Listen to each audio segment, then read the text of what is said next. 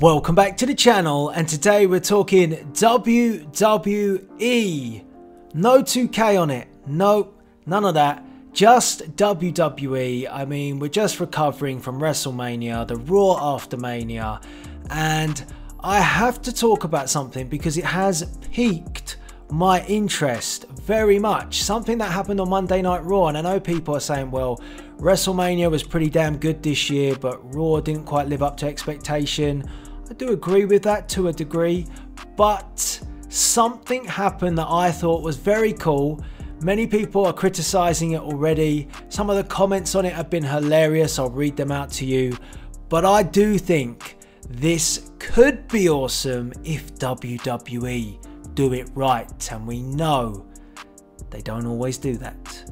But I think this could be magnificent for a character if they play it well. Now, before we get into it, I want to make sure you are subscribed to the channel with the notification bell turned on so you stay up to date with all my WWE and WWE games content. Now, I said we're going to talk about WWE, but we might run some 2K footage as well about said character.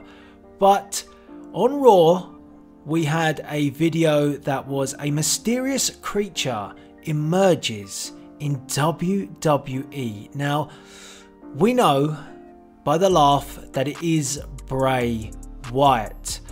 But first and foremost, some people have been saying this is a bit of a joke. They've been having a bit of a laugh. One of the comments on this video on YouTube, which WWE uploaded, was, after Mr. Foley left the WWE, a life of drugs and fast women ruined Mr. Socko. 1.4k likes, very funny, but what that's in reference to is some sort of deranged, I can only put it down to like a dinosaur looking creature emerging from a box and then laughing. The only bit maybe I was questioning was the coughing on the smoke that came from the box. Now, I'm not sure what that smoke's implying, whether he stinks, but basically this is a repackage of Bray Wyatt with a very cryptic looking hand puppet, and it looks like some sort of demented dinosaur or something like that. But I thought this was very cool. I really like this. I think that what WWE has failed to do with Bray Wyatt is make him look psychotic. He needs to look like he's on the edge of a breakdown. All he's ever done is talk cryptically. And yes, this is a bit cryptic, but his cryptic usually has been being on camera, talking nonsense, and his promos not amounting to much. Now, this creature already has me engaged more than probably, you know, the last year or year before that of Bray Wyatt promos, where he just talks and he talks and he talks and he talks, and then he only goes and has his match and he loses. This sort of thing is just different, and yes, albeit it kind of is a bit like, at first, what's happened to Mr. Socko? But I think that this sort of character, where he maybe plays off of the fact that he has this puppet or whatever it is, and maybe uses that as his mouthpiece, could really work wonders, because it's just weird. And weird works. It does. It engages people. You know, if you think about gimmicks that have worked in the past, one of the most notable ones, it didn't work in WWE that well, but Matt Hardy as Broken Matt Hardy in Impact Wrestling worked because it was weird. People were like, that's just a bit odd. People like the weird and the wonderful, and this is a good start to being weird and wonderful. What do you actually think this creature is, and how do you think this creature is actually going to be utilized? I'm saying it's a creature, it's definitely a puppet. I think he will utilize it as a puppet, but I think it's going to show some sort of psychotic minded Bray Wyatt who's lost the plot, if you will, and he's decided that he's got this imaginary friend or creature that he talks to.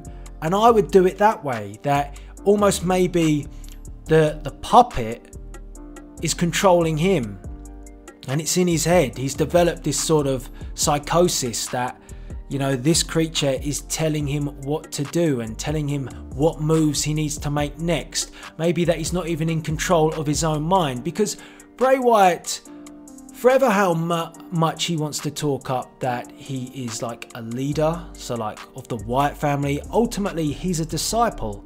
He was a disciple to Sister Abigail, and I think he's still a disciple now.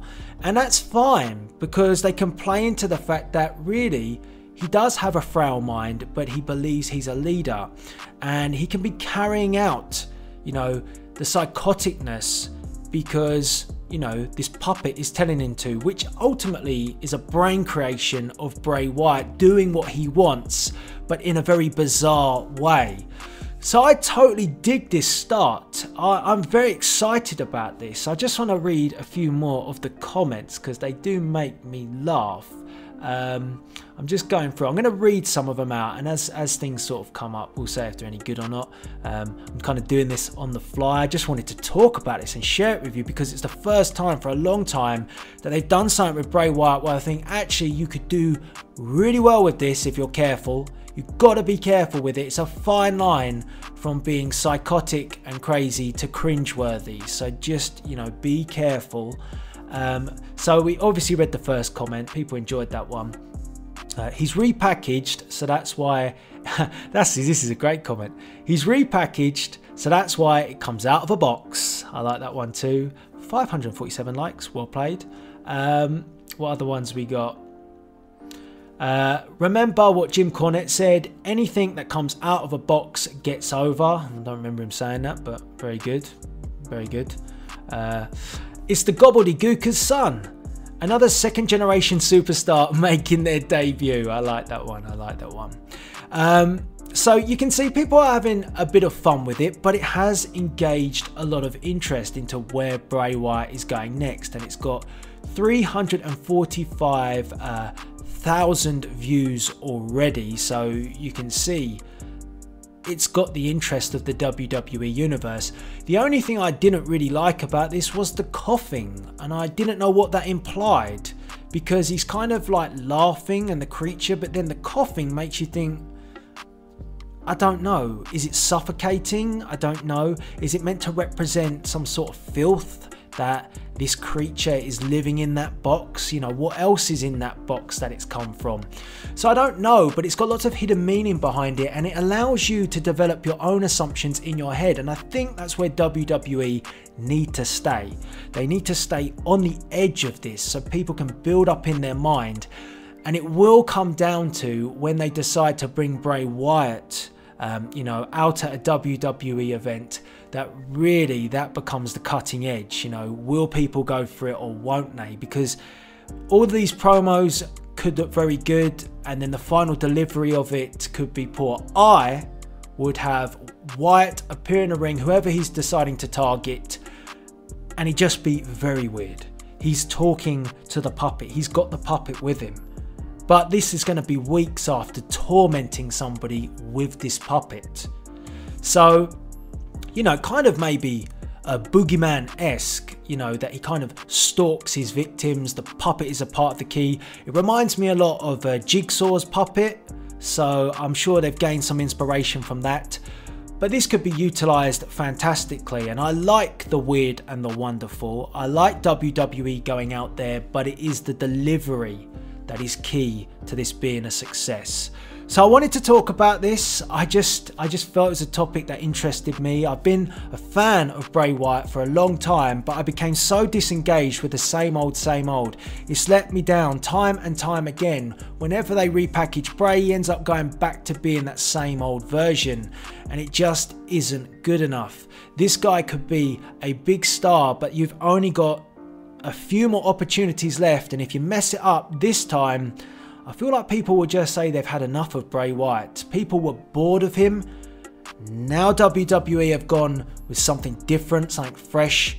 Don't drop the ball on Bray Wyatt. You can just check out my universe when SNME, when we booked Bray Wyatt, we booked him like the monster that he deserves. He climbed his way to the top and he did it in a manner which kept him strong and dominant, and he never ever dropped the ball once, and that's how I feel WWE need to do it. And we didn't even touch that much on the psychotic. We did it that he is tormented. This is edging psychotic, and I think it could be very good. And with WWE being a bit more edgy these days, they can deliver, and I hope they do. So what do you think about this gimmick? I think it's very interesting, but I want to get your views and opinions, and how would you book it? I love hearing your booking suggestions. It's always very entertaining. And all that's left to be said, the sock is out of the box, and this is Delzinski signing out.